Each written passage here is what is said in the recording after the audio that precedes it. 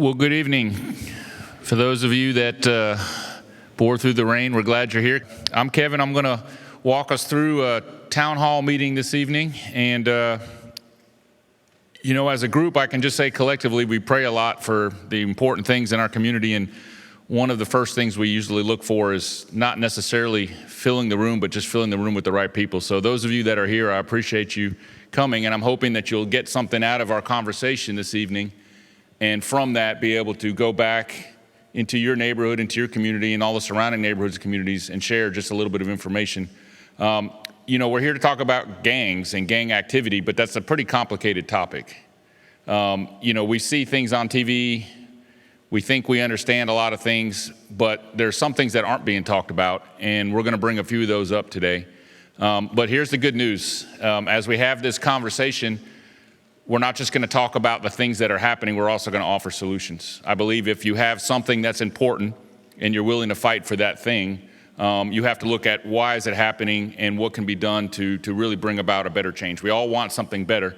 And so before we bring our guest panelists up this evening, let me explain just a minute kind of what we intend to do. We're going to have a conversation with a few really smart people who have some really good information, and then we're going to open up the floor for any of you that decide you want to ask some questions and get some questions answered. We certainly encourage that. We can't do this alone, by the way. So the purpose of us being here is not for us to give you information and you to leave and take that information feeling smarter. The purpose of us being here is so that we can establish a relationship with each of you and find out where we can each serve our community together. And that's really the premise behind this.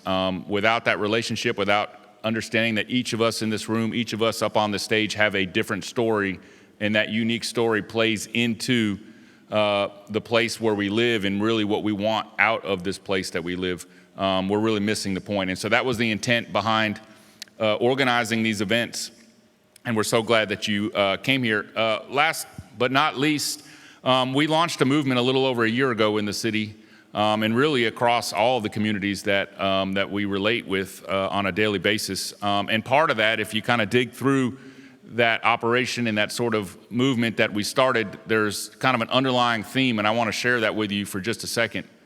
When we look at society and we look at things that are happening in society, a lot of times we look at why are the police doing this or why are they not doing this? And we sort of jump immediately to this very far stretched corner of resolution to an issue that has many other corners in the story before we ever get to that corner. And so I want to remind us, as I kind of talking to myself essentially, as I share this with you, but we believe there's four corners in our communities. There's four corners in society. And the very first corner is faith. And then you've got family, and then you've got education, and then you've got government. And so we go to that government, we're comfortable going to the government. Hey, where are the police? Where are the services? Where are the things that we need or we think we need? And they're there, they're intended to do it. But we have to also recognize that if any one of those other corners breaks, then the system itself, the society itself can't function perfectly or in the way it's designed for very long because it's not leaning on all the four corners that it needs. And so where we see things change over time, whether it's the way our families look, whether it's what our school system's teaching, whether it's how we process that data and all the other things that we see, we jump from one corner to the other. And what I'm here to tell you tonight is I believe in my heart of hearts, deep down inside, that we have to go back to the very first corner of faith. And we have to look at our families. And we have to look at the education system. And we also have to look at what the government is offering. And each of those four corners has to play into this problem if we're going to solve this problem. Somebody that's extremely smart, I tried to do the calculation and I wasn't smart enough to get all the numbers right, but I think he's probably about 100 times smarter than I am. So I'm going to call up a good friend of not only ours, but a good friend of our communities. Dr. Trey Stefurek is the Associate Dean of Professional Counseling at the University of South Alabama. And I'm going to invite him up here for just a couple of minutes if he wouldn't mind taking one of these chairs. And I'd like to just have a brief conversation with him and sort of set the outlying theme of why we're facing, I guess it's safe to say, a potential epidemic of bad decision-making in the community, specifically among adolescents. And I was curious, and so I had some questions for you. And I just wanted to take just a couple of minutes to really figure out why is it as we try to determine what the needs and the wants are of adolescents, what are they searching for, and why are they making some of the decisions they're making that ultimately we're talking about gang activity. So why are they searching for this belonging in this gang? What is it offering that other things are not, or what's missing, and why are they making these decisions? Sure. So we can first talk about that at the level of biology, the brain, and how children develop. And then we can talk about it at the level of social, community, family. So at the level of the brain, your brain is not an adult brain until about 22, roughly. Certainly at 13, 14, 15, it looks different, it functions different. Particularly, it is much less efficient at inhibiting your behavior, helping you take a beat, think about the consequences of what you're about to do. It's even worse when you add in stress, right? So already as a teenager, you're not great at stopping yourself. If you're in a situation, for whatever reason, that there's a lot of really extreme levels of stress, there could be abuse, there could be family problems, there could be problems in your neighborhood, that makes the problem even worse. So what you see is kids at the level of their physical brain functioning, not able to slow down, think about consequences. I've worked for 20 years with the Juvenile Court of Mobile and Strickland Youth Center, and regularly you'll hear really bad decisions when given 4 or 5 days to really think about it. You'll hear a lot more clear-headed thinking from most teenagers, but that thinking is often not present in the moment. So at a physical level, teenagers aren't well equipped to begin with to do that. But let's think about the social, the faith, the family, government, community. When with that adolescent brain, you're living in a family that's going through divorce, going through loss of a job, where one of your parents maybe is struggling with things like addiction, where maybe your family, unfortunately, is often violent with one another. All those things added in make it even harder to really put thought into yourself and your future and your judgment and what's best for you. Another common thing, anybody that works with kids that are having these types of problems will tell you, is you'll have a kid that's arrested for a pretty serious crime, and they'll talk about their worry for their family, their worry, and you think, well, how can you be worried about your family, but you weren't worried about the person whose things you stole or the person you harmed? And because adolescents are very egocentric, it's part of their poor brain development, they have a tough time thinking beyond themselves. So the good news is, as we talk about those 4 corners, all 4 of those corners, when they're functioning well, they put us in the most optimum place a teenager can be, right? So faith, let's talk about faith. It gives you a sense of what's important, what's ultimately important, where you're headed, and it gives you a sense during those moments of stress, where you're having to make tough decisions, that everything's gonna be okay. Maybe your faith teaches you that your well-being is assured, helps slow us down, helps give us a beat to think more clearly. Family, when family's functioning well. We have relationships. Nate talked last week about having those times with family. Those are not just good memories. Our relationship with the family, when we're faced with a temptation or a bad decision, that's in our head to think, well, I don't want to put that at risk. But if you don't have that, you don't have that thought, right? Government, like you said, has a role, maybe not the first role, but if you are in a school or you are having trouble and have a great counselor at one of our agencies, and they're doing their job, that's another level of protection that we give. So those are just sort of adolescent development and kind of why kids have problems. We could talk more specifically about why kids are involved in gangs, if that's where we want to go next. So yeah, so we have about another minute or two before we bring up the other guests. So why don't we look deeper specifically to the gang issue? So based on this decision making or lack of, we'll say, what's being offered, what are the impulsive things that are being offered specifically from a psychological standpoint? Yeah, so let's go back to that situation where all those things are going wrong, right? Picture that situation. And what kind of human needs do we all have? Most of us are getting those needs met. We have a need for safety, of belonging, and purpose. It's a short list. If all those things are going wrong, your sense of safety can get disrupted. And that's one of the things an affiliation can offer you. If you feel unsafe, obviously being affiliated with a bunch of other people, often who are armed, often willing to do violence on your behalf, that can feel very alluring because you feel unsafe. 2, we want belonging. We all want to know that we matter, that we're not invisible. If those 4 corners are not working well in your life, you don't feel that. So a gang offers this sense of belonging. You have a role, you have a responsibility, and something I always talk about working with kids is we can't just raise their self-esteem. We need to give them something to do and give them something, a way to contribute to their community and their family. If you just try to tell them to behave, that usually doesn't work. People need to have responsibilities and have roles. And the last thing is if you do not have a sense of purpose, right, for all those things that have gone wrong in your young life, a gang can provide that. It's not a good purpose, but it does provide a clarity of this is what I'm here to do. And that's one of the saddest things talking to older kids that have gotten down this road is it is at the level of what we would call their identity at that point. But at some earlier age, it wasn't. And that's where we want to catch them. Well, that was great information, and that's a great segue. And what I'd like to do now is bring up our other two panelists, and we're letting you off the hook, but not permanently, because there's going to be questions in the end. But I want to bring up our other two panelists for just a minute and have a continuation of this discussion. And essentially, the last word that the good doctor said was identity. So I'd like to bring up Josh Jones and Andre King. Josh Jones came on board with the city a little over a year and a half ago as the Youth Violence Prevention Coordinator. And Andre King's been working for the city for a number of years and handles a lot of the threats that are relating to our community specific to gang and gang violence. So we have two amazing subject matter experts here who I will share this with you because I've known both of them for a short while, actually a pretty long while.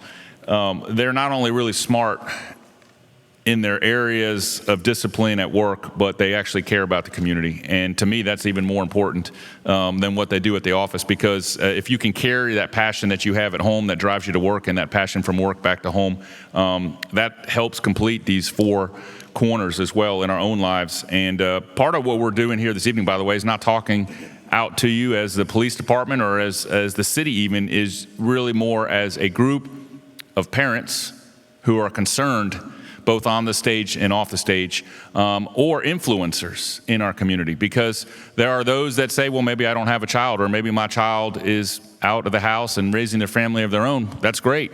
But what influence do you have in your circle and in your community, and can you use that influence in a positive way? And so I really want to start there for just a minute, and I'll start with you, Andre, if you wouldn't mind just talking for a few minutes. We were finishing up with the good doctor for a conversation about identity, and you know, what are some of the things that will help people in the community understand some of the identification that goes along with participating in gang and gang activity? Well, first of all, I want to say thanks for being here. It's an honor to educate the community on the gangs. I think it's very important that we do this. So I just want to say thank you for being here. First, I want to say we see a lot of gang activity, but it's more of a hybrid gang instead of your traditional gangs, as you may know as Bloods or Crips. It's more hybrid gangs. Hybrid gangs, they defy the traditional gangs. They are not territory oriented. 3 or more members may align, including family members, friends, they're people they go to school with, classmates. They usually have a 12 to 18 month time span, meaning that once that 12 to 18 months is over, the gang dissolves, they merge with another gang, or they dissolve completely. So that's hybrid gangs, what we got here. The packet that you got is some identifiers that we're seeing a lot these days. You can tell if kid in gang by certain identifiers. You got your tattoos, different clothing, necklaces. Like I say, that packet that you receive, you see jewelry they are wearing, ESPN. You see the 26K on the ear, different emblems. You see the hand signals down below. That's a sign of disrespect towards another rival gang member. All these are just key identifiers to know who may be in the gang, just to educate you. And that's great, and thank you. And those packets are yours to take and to refer to, and that's amazing. But I kind of want to follow up just a minute here with Josh, if you got a second. You're up here on the stage, so we're going to keep you captive. Talk to us for just a minute about the influence of gang activity. You're Youth Violence Prevention Coordinator. By definition, you're looking at preventing violence, but far before the violent acts occur, there's some influencing that's happening. And at the risk of saying young adult or even a child or a kid, and some, that have passed the age 18 but are still involved in this activity, what type of influences are you seeing both from the community driving the gang activity, but also within the gang unit itself? So once again, Joshua Jones, thank you all for being here this evening. But when it goes into the influences, one of the things that I see is that a lot of the issues that we encounter in the community is being driven by a culture of violence, right? We look at an intergenerational transmission of trauma, but also an intergenerational transmission of violence. And what I mean by intergenerational is that either these kids have witnessed someone in their family, someone they're close to, commit these types of acts or be victimized by these types of acts. And what they're doing is they're responding to whether it's an actual threat or perceived threat, going back to what Dr. Stafiric was saying about the way that they process situation and circumstances, whether it's an actual threat or perceived threat, they're responding, right? And so now you have a history of violence that they've seen and witnessed physically, and now you have music that is influencing the way that they approach these situations and circumstances and the way that they resolve conflict.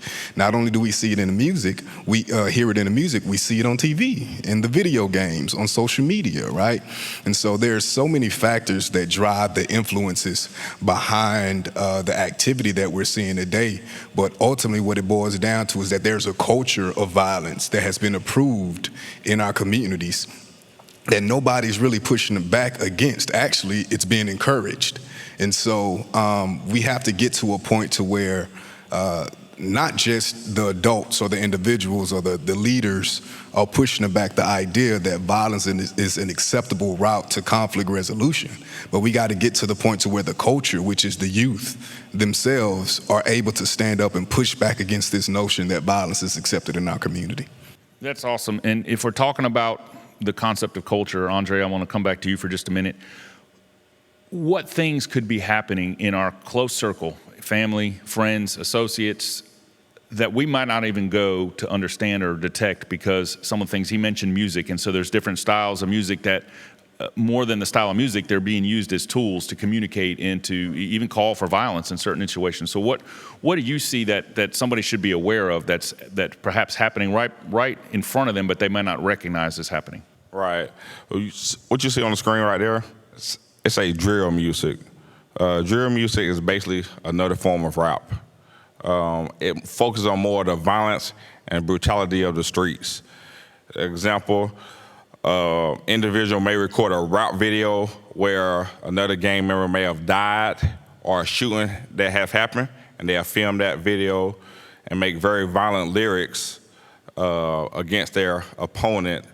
And that's what they do. They share it on social media, YouTube, it generate views, and that how altercations or beefs, as they call it, starts.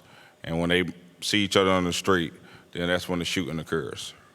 So Alabama recently passed a gang law, we'll call it that. I want to discuss about what it actually is, and not from a legal perspective per se, but what some of the elements are that are in there that parents or guardians, close associates of young individuals and adults should be familiar with, so that they know what we're looking at, and also what it's not. So I'll let each of you comment, if you will, just for a minute. Andre, if you want to start, and then we'll let Josh add some comments. And since we're on this topic, I want to clarify that this law is an enhancement of the law. It's not a new law.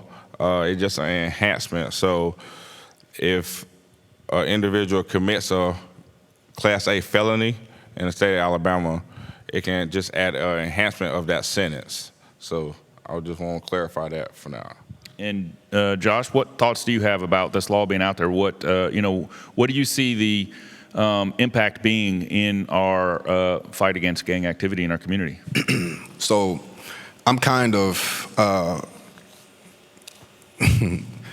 kind of see it twofold in a sense, right? I see how in some capacity that it was passed to try to really crack down on the gang violence in this state. But now, just looking at some of the identifiers and really reading into the law, I have some concerns, and it's just because, going back to what I said, the culture of our community and for our youth is that if we look at some of these identifiers, some individuals will automatically meet these identifiers without even being affiliated with a gang at all, right? Just because of the culture that we're in. And one of the things that concerns me is that a lot of parents really don't understand the impact of how their kids conduct themselves and how they handle themselves and who they associate with, how this law, can impact them. Because if a child is, affiliated with a known gang member and he's not a part of this gang, but he's seen associated with them, he's taking pictures. And most of the time, if you look at some of your kids, and I could be honest, you look at a kid take a picture nowadays, you tell the kids pose, first thing they're gonna do this. That's the first thing they do, right? They don't even know why they're doing it, but that's just part of the culture. I remember when I was growing up, it used to be this, right? And so, it's part of the culture, but they don't even realize just how easily impacted they will be based off this new law enhancement, right? And so that goes into saying we have to be a little bit more vigilant and intentional about how we monitor and engage our kids and how we pass information down to them, and also who they are affiliated with. And that's excellent. And you've tied into families and paying attention and who they're associating with. And I'm going to turn to Andre in just a minute for some solutions, because I know he has a heartfelt message when it comes to that. But you also mentioned in there, you're talking about gang members. And I just want to mention this from our last town hall, that when we say that we're talking about gang membership in the community, we are not specifically talking about males. Believe it or not, in the last handful of years, there's been an increase significantly of our young ladies that are falling into the same behavior. And so when we look at gang activity, this affects every aspect of the community, not one zip code, not one segment, not one race, gender, anything. There's really no way to draw a line, because every community, if you look across the nation, is being affected and impacted in different ways from gang-related activity. Now, Mobile may have its own unique aspects of it just because of where we're situated and the different cultures that are in our community. But if we're going to solve this problem, we have to look at it as a general relational solution where we are attempting to recognize the individual stories that have brought the individual into that place in their life and look individually at that and find an individual solution.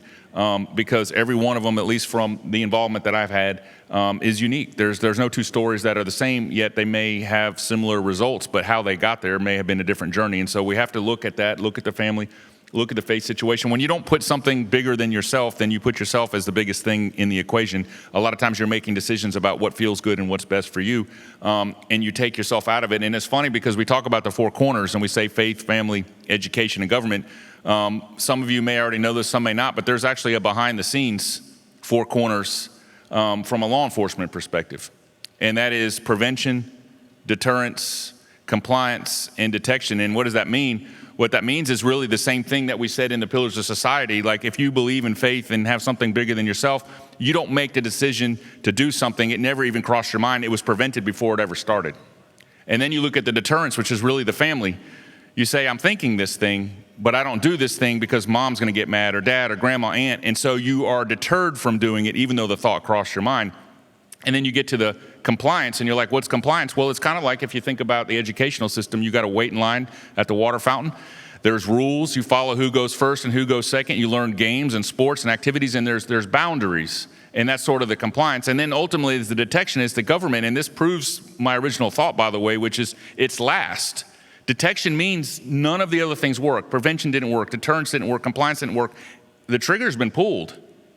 And now law enforcement's involved. And that is literally the last resort. And although law enforcement may do a great job of intervening at that point, we have failed as a community because we got to that point.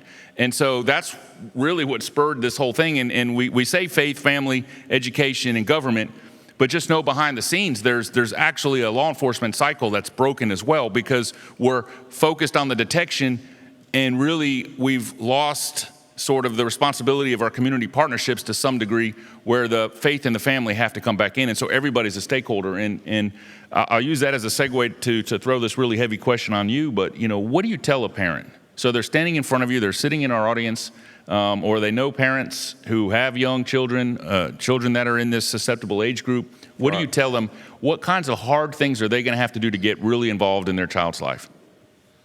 First thing first, check social media. Social media is a big key in today's society. It's very important. Get on your children's Facebook page, Instagram page. Go through the page, click on their friends, click on their profile, find out who their friends are. If they got an acronym on their Instagram page, ask that child what it means. It may say BMF, who knows? Ask that child what it means. Social media is very important. They do a lot on social media. Like I said, they make drill music on social media. You have to follow these children on social media. That's where a lot of the stuff starts at. Also, I would say get to know your children's friends. Get to know their friends. If they want to go to a party or a football game, drop them off. Find out who they getting dropped off with. Find out where they live at. Find out who their parents are. Be nosy. You the parent, just be involved in the children's lives. Let them know. Get on there. I'm go back to it. Get on social media.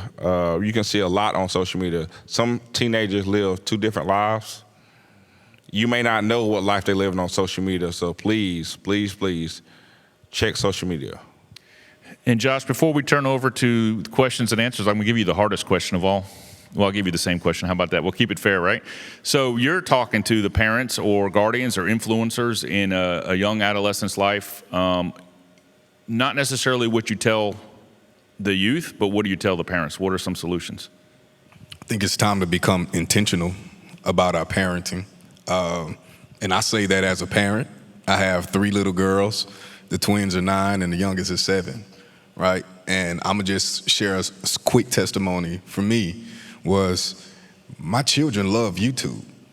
Like, they love YouTube. They love watching other families play on YouTube. They love watching kids play on YouTube. And I don't get it, because you can play, but you want to watch another kid play, right? And so I'm watching them, hearing them listen to YouTube, and I walk in and they're watching this family, and it's kind of, to me, the family, what they're displaying is not necessarily something for my daughters to be looking at. And I was just like, wow, what is this? So then I start going through the YouTube history, and I'm looking, and I'm just like, what is all of this stuff? And so I get their tablet and I remove YouTube. So they don't watch YouTube at the house no more. But not only do I remove YouTube, I knew that if I was going to remove something from them, I had to replace it with something. Otherwise, they're going to go right back to the same thing. So it's one thing to tell your kids, hey, I don't want you hanging with this person. I don't want you going this. I don't want you to go here. I don't want you to do this. It's time to become intentional about being sure that they are with the right people, that they are doing the right things, and that they are involved in the right things, rather than just removing the things from their lives. And so I'm sharing that personal testimony because I think it's important that us as parents, that's how we start approaching the way that we're rearing our kids today.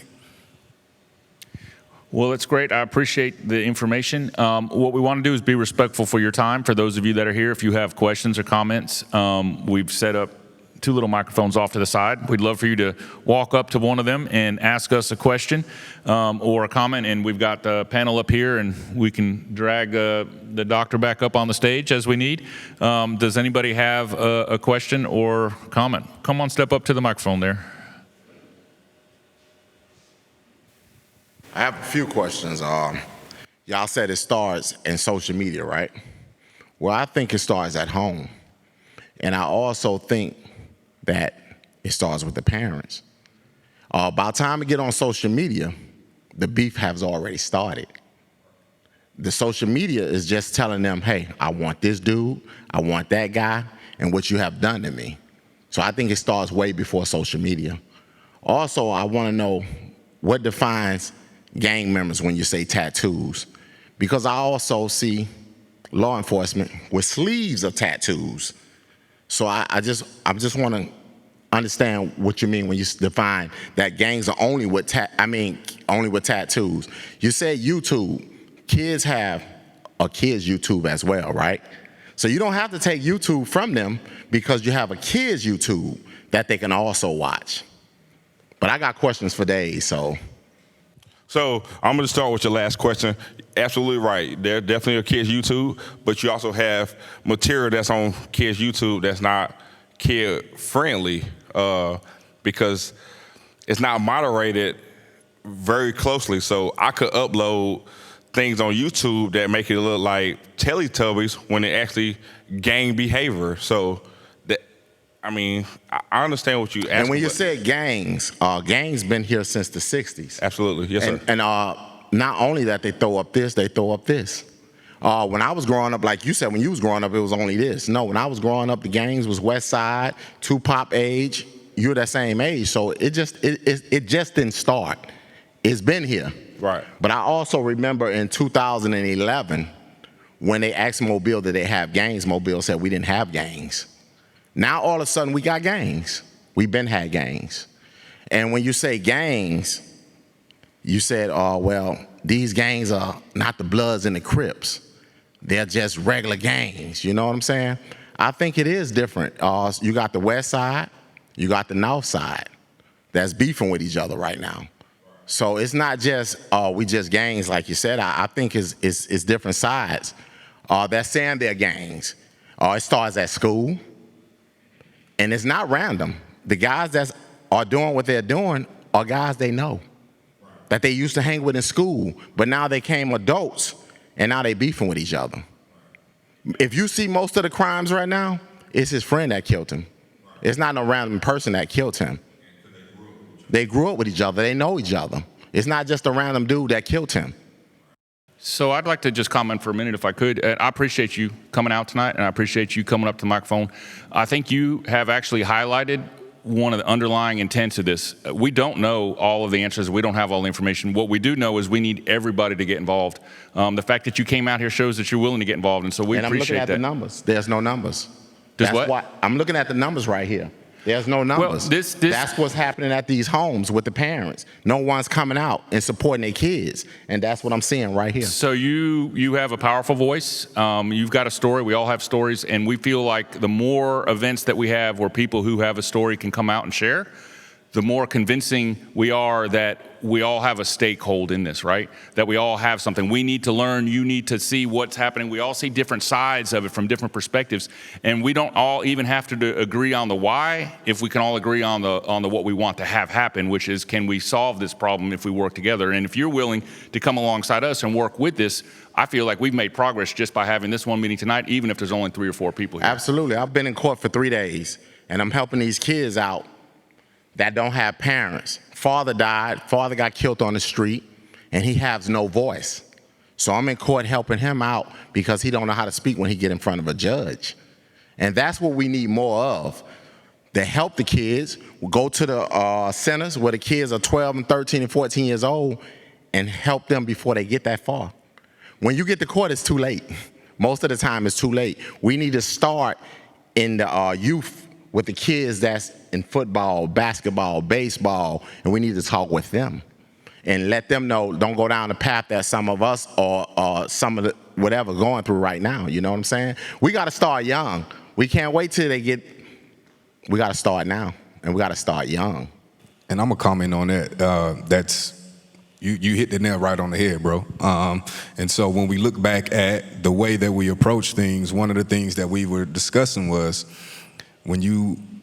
high school is the bleeding point, right? That's the bleeding point. What we're doing is the high school is where the wound is bleeding and it's actively gushing, right? And what we're doing right now when we're treating and interacting with the kids in high school is we're putting a patch on the bleed. That's all we're doing. And so what we're trying to do is stop the bleed. And so we're actively coming up with evidence-based practices and evidence-based solutions to implement in the elementary schools, the middle schools. We just had a meeting yesterday with Parks and Rec for things that we can do in the summer and put programs in the summer like financial literacy, so that what we're doing is we're stopping the bleed, but we're also currently treating the bleed as well. And so the squeaky wheel gonna get the oil. Right now, that squeaky wheel is our high school age students. But we have to be intentional about going back into the middle schools and elementary schools and providing them those services. But the issue, and going back to what our brother Kevin said, an individual, a man like yourself with a voice, it's important that we have individuals like you that can go out and advocate on behalf of the services and things that are being offered, because we can offer them all day, but the outcome is going to look like these seats right here. And so pro-social activity, ensuring that children and youth have a voice, a credible voice to help come with decision making, but also getting them involved in pro-social activities right now are two major protective factors when it comes to youth violence. And so we got to be intentional about ensuring that, okay, we're going to tell you you can't go to this party and do this, but they are doing this fifth quarter thing over at Mobile Parks and Rec, and it's fun, it's for you. It's good fun, you can go there, right? And so we got to be intentional about figuring out ways to push that type of stuff into the culture. Absolutely, and I think that we got to hold the parents accountable, because our principal told me that he was trying to call a parent. She said, let me tell you what, don't call me. He's yours to 3 o'clock, and you just messed up my high. So you understand me? That's the problem. It starts at home. Thank you so much for your time. We appreciate you sharing that information, and we need people who are passionate about what they do to make this difference, so thank you. Yes. Anyone else have a question that they'd like to ask?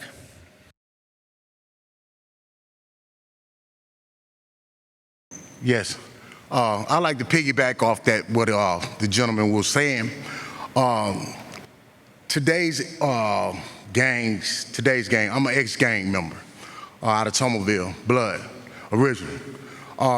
Just a hybrid, just like Mr. Andre was speaking about. They can get together, 4 or 5 of them. They got the Scat Pack crew. That's a new crew now because they got Scat Pack cars. It will fizz out in like the next year or so or whatever.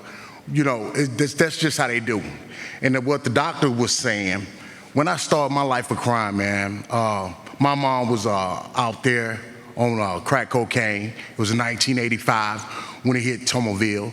And my grandmother was too old. She had raised her kids. And that's what happened. You know, I'm a little boy. It's like 9 other girls. There's girls in the house. So I jumped the fence and I go. So I started hanging out with the guys. They was up there drinking Red Dagger, stuff like that. And I started doing that. So I joined the gang, Graveyard Stompers. And my life went from the youth center, state school, and I was preparing myself to go to prison, is what they told me over there at Strickland Youth Center. And I tried to shake it. I came home. I played college football, but I still came back to the same community, still trying to have that family. That was that family. And they showed me love. You know, I was always a stupid kid. You ain't gonna never amount up to nothing. You know what I'm saying? I was going through that back then. But now you have the parents, what he was saying, you have the parents getting high with the kids. See what I'm saying? What he just said, that's why I had to get up. You have, and then they're scared of their kids. See, we're not talking about no small kids. We talking about these big kids, 9th grade, 10th grade, 11th grade. They really fear their kids. But they won't tell you. It's no way in the world your child can walk in a house with a Glock, with a 30-round clip, and you can't tell him or her to get that out my house. I call the police on you. They don't do that. We got to have parents like that. Put them in jail. Put them in jail before they kill someone or get someone killed. And I was doing this. I was doing this last year before COVID even really hit hard. I got 2 guys, ex-gang members, out of the campground. They CDL license. I made sure that I picked them up and I took them. Because both of them said they wanted to get away. They wanted to get away. And one of them got a baby and one had a baby on the way. And then I said, I'm gonna take you to the career center. This is what I do, man. I've been shot 15 times right here in the city, in Mobile, right there in Tomerville, right there on Wellworth, left for dead. You know, I thank God for being able to just stand up here, for being here. I'm talking about every time y'all have something like this, I want an email, I want to be a part of this, because I know it's real. But see, we won't come together until the funeral. See, we'll come together for the funeral. We won't come together right now. See, it's supposed to be packed in here like it's a game tonight or something, because these kids are dying. period. They're dying. And they're making these crimes. And then they, you know what I'm saying, the enhancement. I had that same enhancement. I understand that they're just bringing it back around. But then I do believe in that. I did 15 years. I did 15 years in the state penitentiary. Yeah, I did. So you're talking about me, and everything that these guys are speaking on is true. You got to have support, just like y'all support each other. See what I'm saying? It's just we got to have support, and we got to dig into this stuff, man, because we never know what will happen. What's the next body going to drop? Because it is. But we got, like you said, the solution. I'm with it, and if anything, I can get grabbed tonight to take back out there. I am, because I'm still in the neighborhood. Well, and we need you part of the solution, and you've just demonstrated yet again you have a story, and your story is what's driving your passion to right wrongs in the community and to do the right thing. And so we appreciate you, and we appreciate you sharing. Thank you. Thank you, man. Thank you. I want to make a comment on the first gentleman. He mentioned that there is a kids' YouTube channel. It is, but it's not monitored. And I know this firsthand because my little one is in the back. And he was watching a Teletubby video. And the young lady on the video said, let's learn how to make cocktails. Do y'all get my drift? And if you've seen Teletubbies, they do not have private parts. But on that particular YouTube video, the Teletubbies did, and she was using hand motion on a kid's channel. So I would encourage anyone in here who have little ones, just because it is a kid's YouTube channel, do not just let them be. You still need to monitor that. Now, my name is Tammy, and I'm with Delaware Missionary Baptist Church. I'm the youth director there. And so I see that our babies come in one way. They're reserved, they're quiet, yes, ma'am, things like that. But as you mentioned earlier, they live double lives. And so what are your thoughts about partnering with churches who are embedded within a community? And we all know if you mention food, they're going to come. We do have parents that will drop their children off and leave because they don't want to be bothered. And so we are planning out our calendar year to focus more on the youth. And so what is it that you think that we can do from a church standpoint? Because that's an organization that can give them a sense of belonging.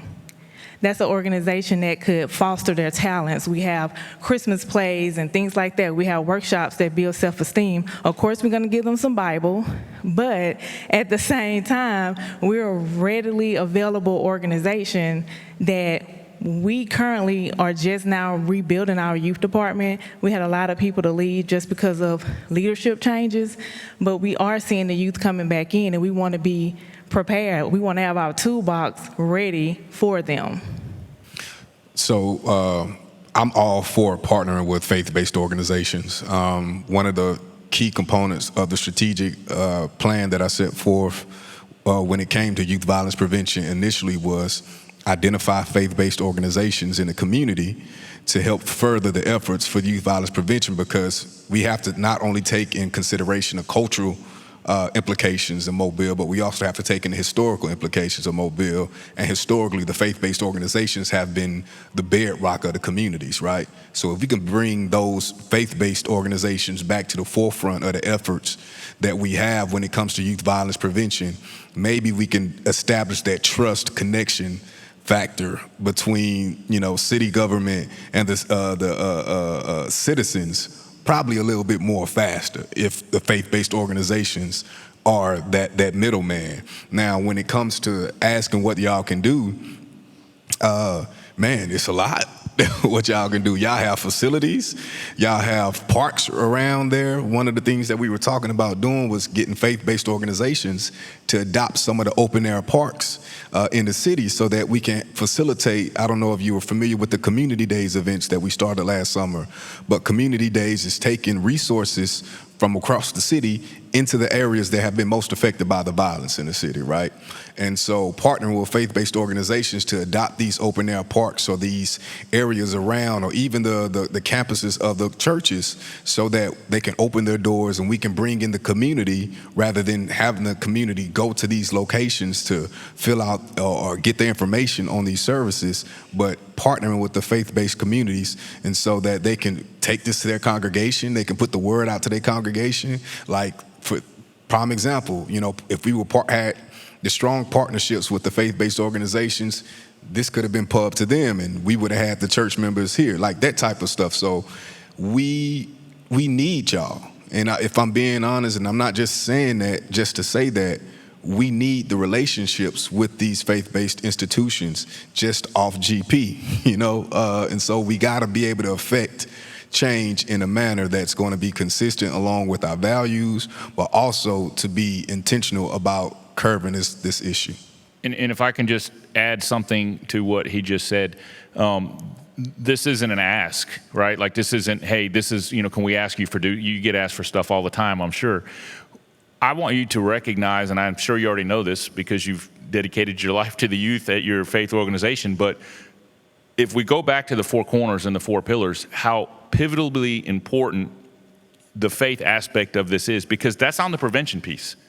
And the more effort we put, so where do you want to put more effort? You want to put more effort in, it's too late, the trigger's been pulled, or do you want to put more effort into the very beginning of that learning and life cycle? And so not only do you have a resource at your disposal, but I would argue that your resource is the most important resource, because it's on the very, very first corner. And until we recognize that there's something bigger than our individual need that's being provided free of charge, right?